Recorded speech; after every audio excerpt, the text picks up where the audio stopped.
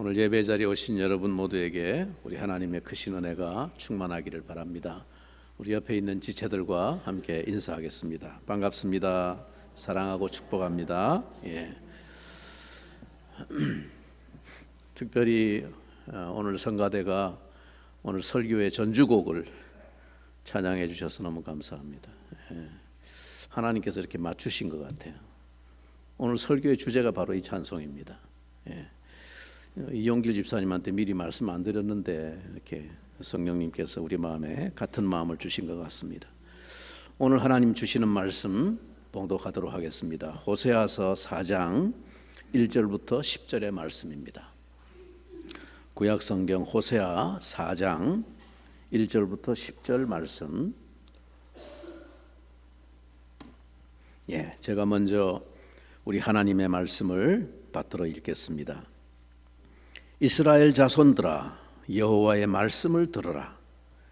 여호와께서 이 땅 주민과 논쟁하시나니 이 땅에는 진실도 없고 인애도 없고 하나님을 아는 지식도 없고 오직 저주와 속임과 살인과 도둑질과 가는 뿐이요 포악하여 피가 피를 뒤이음이라. 그러므로 이 땅이 슬퍼하며 거기 사는 자와 들짐승과 공중에 나는 새가 다 쇠잔할 것이요 바다의 고기도 없어지리라. 그러나 어떤 사람이든지 다투지도 말며 책망하지도 말라. 내 백성들이 제사장과 다투는 자처럼 되었음이니라. 너는 낮에 넘어지겠고 너와 함께 있는 선지자는 밤에 넘어지리라. 내가 네 어머니를 멸하리라. 내 백성이 지식이 없으므로 망하는도다. 네가 지식을 버렸으니 나도 너를 버려 내 제사장이 되지 못하게 할 것이요 네가 네 하나님의 율법을 잊었으니 나도 네 자녀들을 잊어버리리라. 그들은 번성할수록 내게 범죄하니 내가 그들의 영화를 변하여 욕이 되게 하리라. 그들이 내 백성의 속죄 제물을 먹고 그 마음을 그들의 죄악에 두는도다. 장차는 백성이나 제사장이나 동일함이라. 내가 그들의 행실대로 벌하며 그들의 행위대로 갚으리라. 그들이 먹어도 배부르지 아니하며 음행하여도 수요가 늘지 못하니 이는 여호와를 버리고 따르지 아니하였음이니라. 아멘. 이 호세아서는 크게 두 부분으로 구성되어 있습니다. 1장부터 3장까지가 호세아와 고멜의 결혼 생활에 대한 이야기로 이 전체 메시지의 서론적인 성격을 지닙니다. 그리고 이제 오늘 4장부터는 하나님이 하시고자 하는 이 이스라엘 백성을 향한 메시지의 본론 부분입니다. 서론 부분인 호세아와 고멜의 결혼에 대한 이야기는 이제 이 본론에서 말씀하고자 하시는 메시지를 보다 사실감 있게 심각하게 들을 수 있도록 하기 위한 유비로 사용하신 것이죠. 즉 서론에서 이 고멜의 이야기를 통해서 이스라엘 백성들이 얼마나 남편 되신 하나님께 신실하지 못한 음란한 아내인지를 폭로하신 다음에 이제 바로 본론으로 들어가는 것입니다. 호세아와 고멜의 결혼 이야기로 말씀을 먼저 시작하신 하나님께서 이제 그 본론을 말씀하시는데 그게 오늘 본문 4장입니다. 자, 4장 1절을 다시 한번 주목해 봅니다. 이스라엘 자손들아, 여호와의 말씀을 들으라. 이제 진짜 하나님이 하고자 하는 말씀을 들으라. 여호와께서 이 땅 주민과 논쟁하시나니 이 땅에는 진실도 없고 인애도 없고 하나님을 아는 지식도 없고. 여러분, 오늘날에도 신앙 공동체는 부르짖고 외치시는 야훼 하나님의 목소리에 귀를 기울여야 합니다. 오늘 본문은 이스라엘 자손들아 들으라 하는 말로 시작하고 있습니다. 쉐마 이스라엘, 이스라엘아 들으라. 여러분, 신앙 공동체인 교회는 태생적으로 쉐마 공동체입니다. 즉 듣는 공동체입니다. 그게 성경의 핵심이고 이스라엘의 정체성입니다. 교회의 정체성이 뭐냐? 하나님의 말씀을 듣는 공동체입니다. 쉐마 이스라엘. 여기서 이 듣는다라는 것은 그저 소리를 듣는 것을 말하는 게 아닙니다. 이것은 곧 순종과 헌신의 행위를 수반하는 청종을 말합니다. 좀 여러분, 말을 잘 듣는다는 게 뭡니까? 쟤는 참 말을 잘 들어. 그렇게 말할 때 말을 잘 듣는다는 게 뭡니까? 그저 귀가 밝아서 소리를 잘 듣는다, 그런 뜻이 아니지 않습니까? 이스라엘 자손들아, 여호와의 말씀을 들으라. 여호와께서 이 땅 주민과 논쟁하시나니 이 땅에는 진실도 없고 인애도 없고 하나님을 아는 지식도 없고 오직 저주와 속임과 살인과 도둑질과 간음뿐이요 포악하여 피가 피를 뒤이음이라. 하나님이 그들과 논쟁하시겠다는 것입니다. 이 백성과 논쟁하신다. 즉 그들을 심판하시기 위해서 그들의 죄를 고소하고 논증하겠다는 말씀입니다. 이 땅에는 도무지 진실도 없고 인애도 없고 하나님을 아는 지식도 없었습니다. 그럼 이 땅이 어디입니까? 이 땅에는 진실도 없고 인애도 없고 하나님을 아는 지식도 없다. 여러분, 이 땅이 어디입니까? 이 땅이 하나님을 믿지 않는 세상을 가리키는 말이 아니에요. 지금 이 누구한테 하는 말입니까? 이스라엘아 들어라. 이스라엘 백성들의 땅, 이 나라에 하나님을 믿고 섬기는 하나님의 백성인 나라에 진실도 없고 인애도 없고 하나님을 아는 지식도 없다. 오직 거짓과 살인과 음란과 포악밖에 없다. 그렇게 말씀하시는 것입니다. 하나님 앞에서 진실이 없다. 이 진실이 없는 인생이 어찌 사람과의 관계에선들 진실을 기대할 수가 있겠습니까? 하나님 눈을 두려워하지 않는 사람이 사람 속이는 것쯤이야 두려워하겠습니까? 하나님 앞에 진실이 없는 사람은 사람 앞에 진실이 없습니다. 속이는 거 밥 먹듯이 합니다. 아무 가책이 없어요. 두려운 게 없으니까. 그래서 그들의 모든 삶의 관계와 영역에서 온통 거짓과 위선과 부패가 가득했다는 것이죠. 근데 여기 진실과 함께 등장하는 또 하나의 신앙의 핵심은 우리말로 인애가 없다. 인애라고 번역이 됐는데 히브리 말로 헤세드라고 하는 말입니다. 이 헤세드라는 말은 관계성을 수립하고 그 관계를 유지해 나가는 일관된 태도나 행위, 곧 신실하고 변함이 없는 사랑, 한결같은 충성을 의미하는 언약적인 사랑을 나타내는 말이 헤세드라는 말입니다. 한마디로 헤세드는 관계성에 있어서 신실하다라는 의미입니다. 변함이 없다. 하나님과의 관계에서도 그렇고 사람과의 관계에서도 그렇습니다. 그런데 이스라엘의 삶에는 이것이 다 실종되어서 찾아볼 수가 없다라는 것입니다.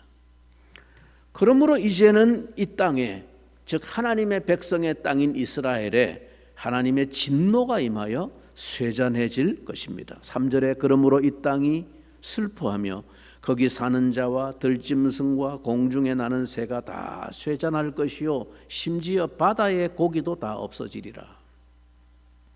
하나님께서 이스라엘 백성들에게 이처럼 진노하시는 까닭은 그들이 하나님께 무엇을 바치지 않는다는 것이 아닙니다. 하나님이 이스라엘 백성들을 진단하시는 기준은 두 가지입니다. 백성들을 진단하시는 기준이 두 가지인데, 하나는 그들 가운데 진실과 사랑이 있는가, 그걸 가지고 진단하십니다. 그리고 다른 하나는 그들 가운데 하나님의 말씀이 있는가 하는 것입니다. 즉 그들 안에 하나님을 아는 지식이 있는가 하는 것입니다. 여러분, 이스라엘 백성이 왜 천하 만민 가운데 특별한 존재입니까? 그것은 바로 그들에게 하나님의 말씀이 주어졌기 때문에 그들이 특별한 존재입니다. 천하 만민 가운데 하나님이 당신의 말씀을 맡긴 백성은 이스라엘밖에 없습니다. 그래서 이스라엘이 특별한 존재입니다. 다른 말로 하면 이스라엘은 하나님의 말씀을 담는 그릇으로 택함받은 것입니다. 그래서 그 그릇은 온전하고 거룩해야 합니다. 그래야만 그 안에 담겨 있는 하나님의 말씀의 영광이 드러나기 때문입니다. 그런데 여러분 생각해 보세요. 우리의 삶에 진실도 없고 인애도 없으면 어떻게 우리가 그 크신 하나님의 사랑의 말씀을 증거할 수가 있겠습니까? 우리가 진실하지 않은데, 우리가 사랑이 없는데 어떻게 우리 안에 있는 하나님의 말씀의 영광을 드러낼 수 있습니까? 저 다 가짜야, 저 다 뻥이야, 쟤들 다 입만 번지르르 해. 세상이 그렇게 보지 않겠습니까? 그러면 아무리 우리 속에 보화가 담겨 있어도 이 하나님의 말씀의 영광을 드러낼 수가 없는 거예요. 이게 이스라엘의 상태였다는 것입니다. 하나님이 우리를 세상에서 택하신 이유가 바로 이것입니다. 우리는 하나님의 말씀을 담는 거룩한 그릇이 되어야 합니다. 그런데 이스라엘 땅에는 오직 저주와 속임과 살인과 도둑질과 간음과 포악뿐이었다는 것입니다. 자, 그러면 이들이 이렇게 된 까닭이 무엇입니까? 왜 하나님의 택함을 받은 이 영광스러운 이스라엘 백성이 이런 모습으로 전락했을까? 그 이유가 뭡니까? 이스라엘이 망하게 된 근본적인 이유는 무엇보다도 지식이 없는 까닭이라고 하나님께서 한탄하십니다.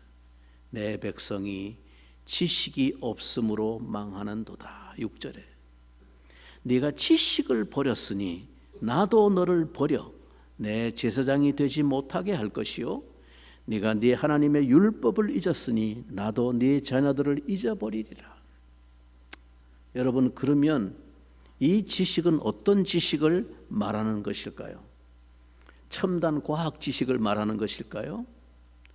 표준 세번역에 보면 이 구절을 내 백성이 나를 알지 못해서 망한다 라고 좀 더 선명하게 번역하고 있습니다. 즉, 이 지식은 하나님에 관하여 어떤 몇 가지를 아는 객관적인 이론적 지식이 아닙니다. 성경에서 말하는 이 안다, 내가 그것을 안다 라고 말한 이 히브리 말로 야다 라는 이 말은 사랑과 관계될 때만이 가지게 되는 내밀한 참 지식을 말합니다. 그 대상과의 인격적인 교통과 교감을 통한 진정한 알미죠. 사랑이 아니고서는 알 수 없는 그런 지식이죠. 그래서 이 안다라는 이 말은 사랑이라는 말과 동의어로 사용될 수 있습니다. 즉, 그 대상과 나 사이에 일체감을 누리게 될 때 갖게 되는 그 대상에 대한 분명한 인식, 분명한 지식을 말하는 것입니다. 그러므로 여기 지식이 없다는 말은 사랑이 없다는 말과도 같은 의미로 표현되는 것입니다.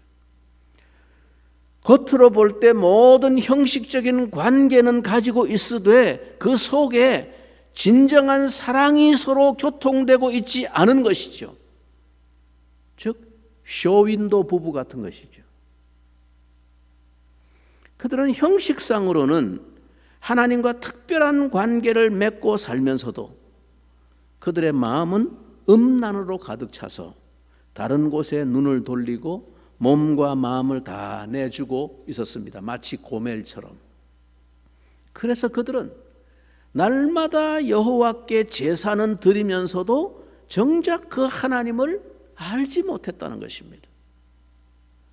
그래서 뒤에 나중에 6장 6절에 가면 그 하나님이 이스라엘을 향해서 이렇게 외치고 있습니다. 나는 인애를 원하고 제사를 원하지 아니하며 번제보다 하나님을 아는 것을 원하노라. 하나님이 우리에게 정말 원하는 것은 그거라는 것입니다. 하나님은 우리의 사랑을 원하십니다. 본문에서 말하는 이 사랑이라는 말이 종종 인애라는 말로 번역되었습니다만 이 헤세드라는 말은 우리말로 한 단어로 충분히 그 뜻을 번역하기가 매우 어려운 말입니다. 굉장히 복합적인 깊은 의미를 담고 있는 단어입니다. 헌신적이고 언약적인 사랑입니다. 하나님은 우리에게 이 인애를 베푸십니다. 그러므로 우리에게도 이 전심의 사랑을 요구하십니다. 그 관계의 신실한 사랑입니다. 여러분, 마치 우리가 가장 이해하기 쉽게 예를 들면 결혼식에서 신랑과 신부가 서약을 하는 것이죠. 뭐라고 서약합니까? 기쁠 때나 슬플 때나, 건강할 때나 병들었을 때나, 가난할 때나 부할 때나 어떤 상황에서도 서로 부부의 대의와 정절을 굳게 지킬 것을 서약합니다. 언약하는 거예요. 그게 헤세드라는 거예요. 그 언약의 사랑. 그런데 이스라엘이 이런 영적인 간음으로 치닫게 된 데는 제사장들의 잘못이 크다고 하나님께서 책망하십니다. 6절 말씀을 다시 한번 주목해 봅니다. 내 백성이 지식이 없으므로 망하는도다. 네가 지식을 버렸으니 나도 너를 버려 내 제사장이 되지 못하게 할 것이요. 예, 이 말뜻을 좀 더 이해를 돕기 위해서 다른 번역으로 읽어보겠습니다. 내 백성이 나를 알지 못하여 망한다. 네가 제사장이라고 하면서 내가 가르쳐 준 것을 버리니 나도 너를 버려서 네가 다시는 나의 성직을 맡지 못하도록 하겠다. 네 하나님의 율법을 내가 마음에 두지 않으니 나도 네 아들 딸들을 마음에 두지 않겠다. 제사장들의 큰 임무가 뭡니까? 하나님이 제사장을 세우신 가장 핵심적인 이유가 뭡니까?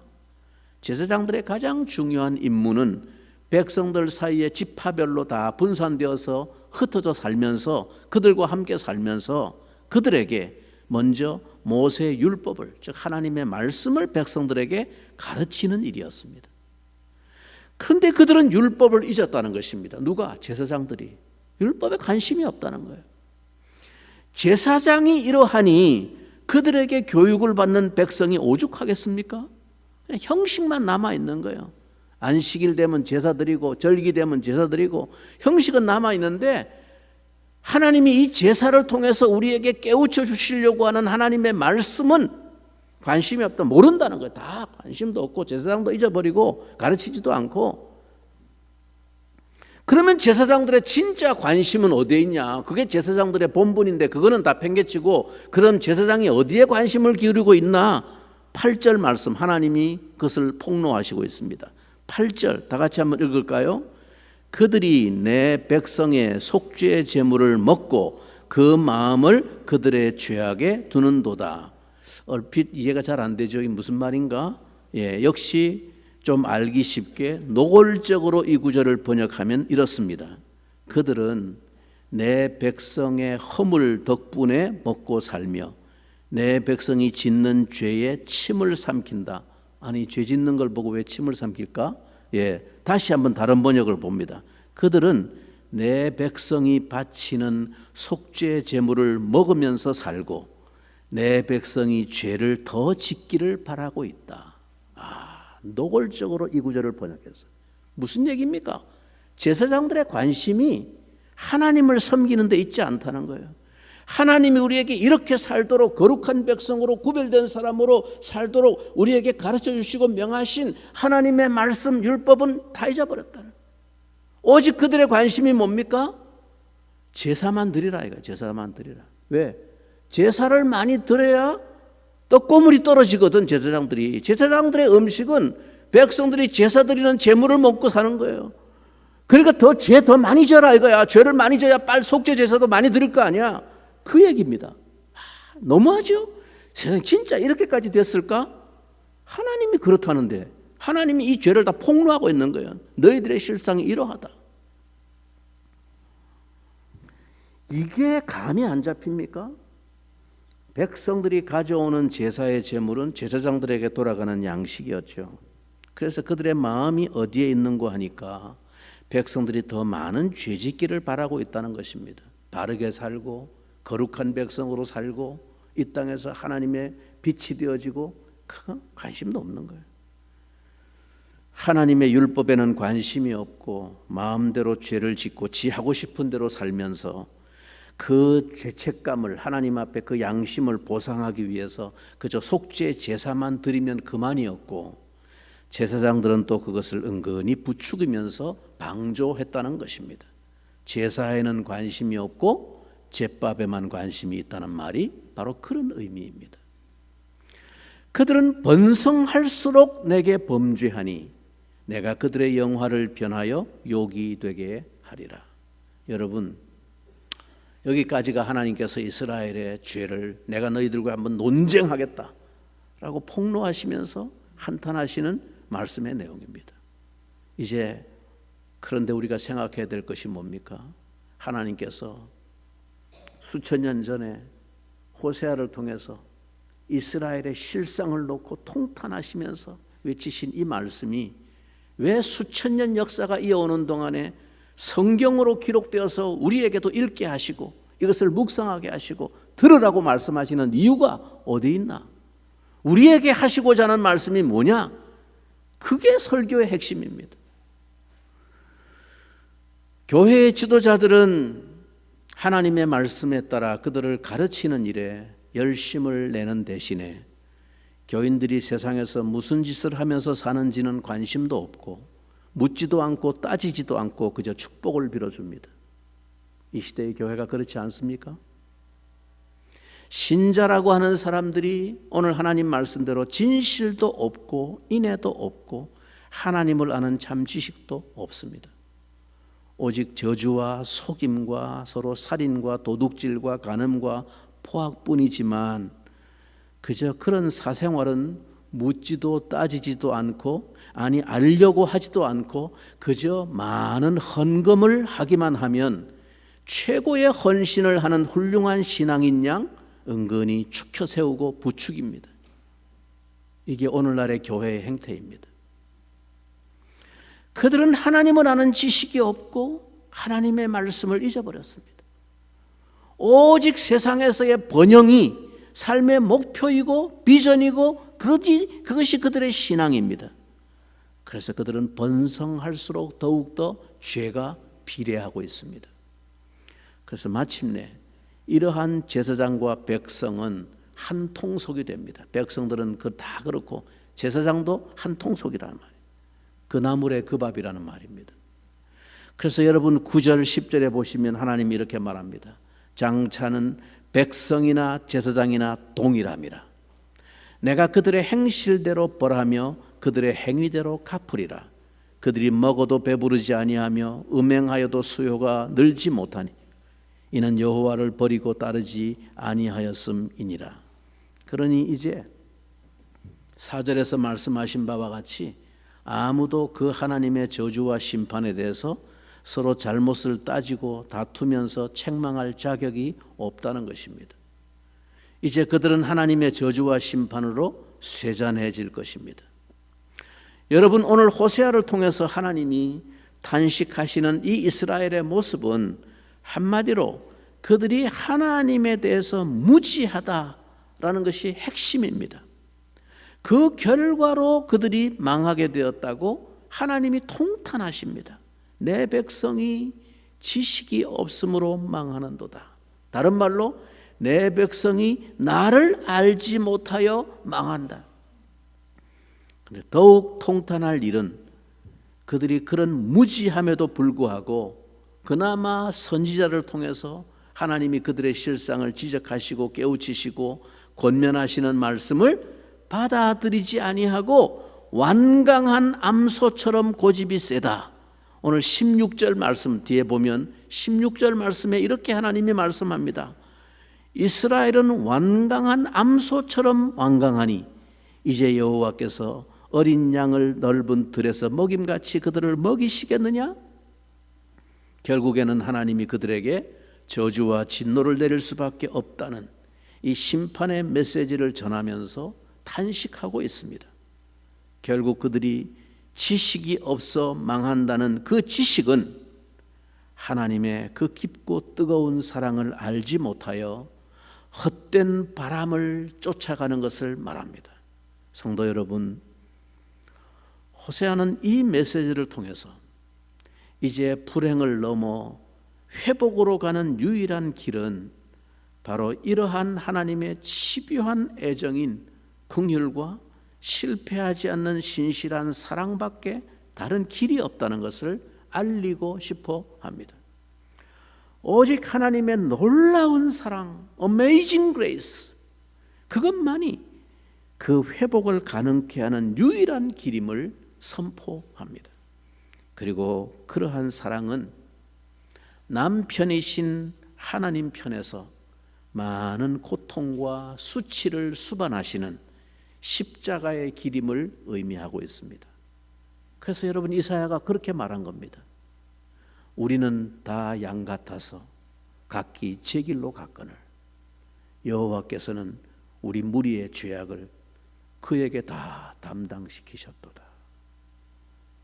하나님의 이 사랑을 우리에게 베푸시기 위해서 하나님은 십자가를 지셨다는 것입니다. 고통과 수치를 다 감수하셨다는 것입니다.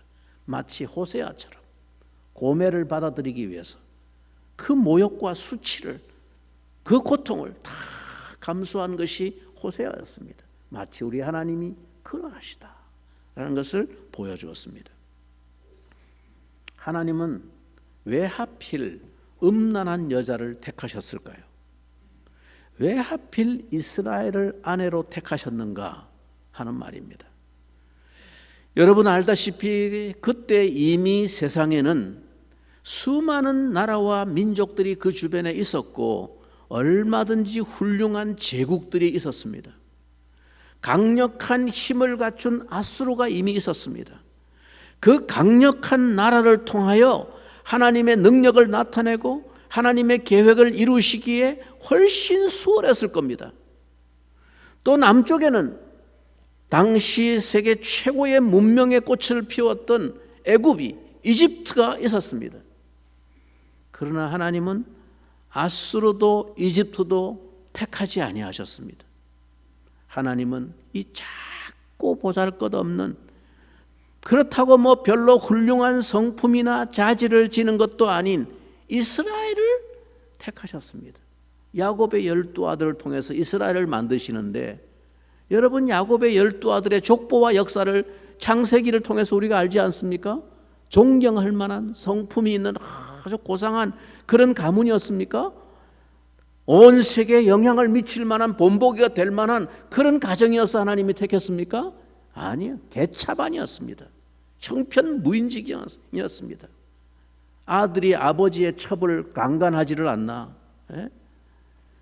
이런 형편무인지경에 세상 사람들보다도 인격적으로나 교양적으로나 세상적인 어떤 힘으로나 아무것도 내세울 것이 없는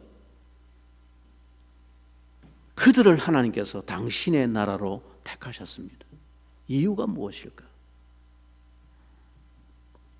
그런데 여러분, 못된 송아지 엉덩이에 뿔 난다는 말처럼 별로 잘나지도 않은 것들이 자기 주제를 모르고 살만하니까 바람을 피우고 있는 것입니다.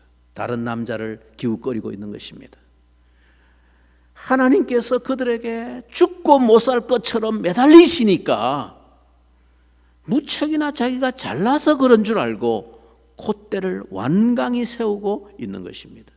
마치 고멜처럼 두 번이고 세 번이고 호세아가 찾아가서 다 빚 갚아주고 다시 찾아오고 그렇게 매달리니까 무슨 지가 천하절세의 미인이어서 그런 줄 알고 집버릇을 못 고치고 있는 거예요. 콧대가 높은 거예요. 그 고멜과 똑같다는 것을 이스라엘에게 하나님 보여주시기 위해서 하나님이 그런 여자를 택하여 선지자에게 결혼하라고 하신 거예요. 그 모습을 보여주는 겁니다. 왜 하나님은 하필 여러분을 택하셨을까요? 왜 하나님은 나를 택하셨을까? 생각해 보신 적이 있습니까? 정말 깊이 묵상해 본 적이 있습니까? 왜 하나님은 하필 나를 택하여 주셨을까? 19세기에 다니엘 웹스터 위틀이라고 하는 성도가 있었습니다. 이 성도가 어느 날 하나님의 말씀을 묵상하는 가운데 자기 영혼에 밀려오는 이 질문이 있었습니다. 왜 하나님이 하필 나를 택하여 자기 자녀 삼아주셨을까? 이 질문을 곱씹고 묵상하고 고민하는 가운데 어느 날 이 영혼의 질문에 대해서 스스로 대답하기 시작했습니다. I know not why God's wondrous grace to me. 나는 왜 하나님이 나에게 놀라운 은혜를 주셨는지, 그리고 왜 사랑에 빠진 그리스도께서 쓸모없는 나를 자신의 신부로 자신의 것으로 구원하셨는지 알지를 못한다. 아, 하나님의 은혜로 이 쓸데없는 자 왜 구속하여 주는지 난 알 수 없도다. 오늘 성가대가 부른 찬양이 바로 이 고백입니다. 오랜 세월을 두고 수많은 성도들의 영혼에 깊은 감동과 공감의 고백을 불러일으키며 오늘날까지도 애창되고 있는 이 찬송은 바로 이 영혼의 깊은 질문에 대한 묵상과 고백으로 탄생하게 된 것입니다. 여러분 묵상해 보셨습니까? 왜 하나님이 나를 택하셨을까? 몇 날이고 며칠이고 이 고민, 이 질문을 가지고 여러분의 영혼에 하나님 앞에 몸부림을 치면서 그 이유를 알기 위해서 기도하면서 묵상해 본 적이 있습니까? 많고 많은 인생들 가운데서 세상에 잘나고 똑똑하고 잘생기기까지 했는데 거기다가 착하기까지 한 그런 사람들이 여러분 얼마든지 세상에 있습니다. 우리가 그냥 쉬운 말로 세상은 다 악하다 뭐 이렇게 말하니까 세상 놈들은 전부 다 뿔 달린 도깨비 같은 줄 아는데, 여러분 냉정하게 객관적으로 보세요. 세상에 여러분하고 주변에 사는 이웃들 가운데 나보다 솔직히 더 착한 사람 얼마나 많습니까? 저는 양심에 찔릴 때가 많아요. 안 믿는 사람이에요. 그런데 어떤 경우에 보면 야, 목사인 나보다 저 사람 훨씬 더 착하다. 어떻게 저런 경우에도 사람이 저렇게 아량을 베풀고 저럴 수 있나. 마음에 찔릴 때가 많아요. 안 믿는 사람이에요. 그런 사람 많습니다. 그런데 왜 하필 그 많고 많은 인생 중에 못되고 성질 더럽고 한가닥하고 엉덩이에 뿔난 송아지 같은 나를 택하셨는지 난 알 수가 없습니다. 그리고 하나님은 왜 그런 나를 포기하지 않으시고 신실하게 끝까지 헤세드의 사랑을 베푸시는지 난 알 수가 없습니다. 성도 여러분, 오늘 우리는 하나님이 왜 호세아로 하여금 이 심판의 메시지를 외치게 하시는지를 헤아려 묵상해야 됩니다. 그들은 아직 하나님을 알지 못하고 있습니다. 하나님의 신부요 하나님의 택하신 자들인 이스라엘이 진정으로 하나님을 알지 못하여 망하는 신앙을 붙들고 있는 것입니다. 자기들은 그게 신앙이라고 생각하는데 그 망하는 신앙이에요. 너희들은 망한다는 것입니다. 그것이 저들을 이 지경으로 몰아넣게 된 이유입니다. 그들에게는 진실도 없고 인애도 없고 하나님을 아는 지식도 없습니다. 그러면 하나님께서 지금 진정으로 바라고 계신 그 마음의 소원은 무엇입니까? 여러분은 하나님을 아는 사람들입니까? 무엇을 알고 있습니까? 이 호세아의 입을 통해 터져나오는 하나님의 사랑의 탄식과 외침을 아십니까? 그분이 우리에게 이 사랑을 요구하십니다. 그분을 아는 것은 곧 그분을 사랑하는 것입니다. 사랑합니다 나의 예수님, 사랑합니다 아주 많이요, 사랑합니다 나의 예수님, 사랑합니다. 그것뿐이에요. 여러분, 마음에 하나님 이외에 그것이 없이는 불안하고 자녀의 미래가 암담하고 하나님을 믿는다는 것만으로는 평안할 수가 없어서 끊임없이 내 마음이 집착하고 붙들고 달려가는 그것이 뭡니까? 그것이 바로 내 바알입니다. 하나님은 우리의 마음이 그 이름을, 그 바알의 이름을 부르지 않게 되기를 원하십니다. 하나님 그분에게 주목하고 집중하고 그분께 내 마음을 쏟지 못하도록 온통 나의 삶의 생각과 관심과 열심과 헌신을 다 사로잡고 있는 그것이 바알 신앙이라는 것입니다. 외형상 여호와의 이름을 부르고 그 예배에 참석을 하지만 사실 내 마음을 사로잡고 있는 이는 다른 사람이라면 나는 그에게 매여 있는 노예입니다. 그러한 신앙은 마음을 지배하고 있는 것이 불안과 두려움입니다. 그 마음에는 자유함이 없습니다. 진정한 신앙은 그분 안에서, 사랑하는 그분 안에서 자유함을 누리는 것입니다. 두려워하는 마음은 하나님을 알지 못함이고 하나님을 믿지 아니함이고 하나님을 사랑하지 아니함입니다. 그래서 사도 요한은 그 사랑을 이렇게 외쳤습니다. 사랑 안에 두려움이 없고 온전한 사랑이 두려움을 내쫓나니 두려움에는 형벌이 있음이라. 두려워하는 자는 사랑 안에서 온전히 이루지 못하였느니라. 이 땅에서 내 삶이 더 나아지지 못하고 더 쌓여가는 것도 없고 더 업그레이드 되는 것이 없어도 내가 주님을 알고 그분 안에 있으며 그분이 내 안에 거하신다는 그 사실만으로 무한한 자유와 담대함이 내 마음을 채우게 되는 그것이 바로 야훼 샬롬, 여호와 샬롬의 신앙인 것이죠. 진실과 인애로 그분을 만나며 그분을 아는 참된 지식이 충만한 신앙, 바로 그것이죠. 그분을 아는 지식이란 어떤 것일까요? 당신이 줄 수 있는 그 무엇 때문에 내가 당신을 찾고 섬기는 것이 아니라 이제 내가 당신을 알기에 나는 당신을 사랑합니다. 당신이 나를 어떻게 사랑하신 분이신지를 이제 내가 알고 그저 당신 존재 자체를 사랑합니다. 헤세드의 사랑은 그 관계 앞에 어떤 상황 속에서도 끝까지 신실합니다. 사랑합니다, 나의 예수님. 사랑합니다, 그것뿐이에요. 이 고백이 우리의 영혼과 가슴을 가득 채우는 날마다의 삶이 되기를 바라고, 그래서 그 안에서 누리는 말할 수 없는 자유함과 행복이 여러분의 마음에 충만하시기를 주님의 이름으로 축원합니다. 이 말씀 기억하면서 우리 같이 한번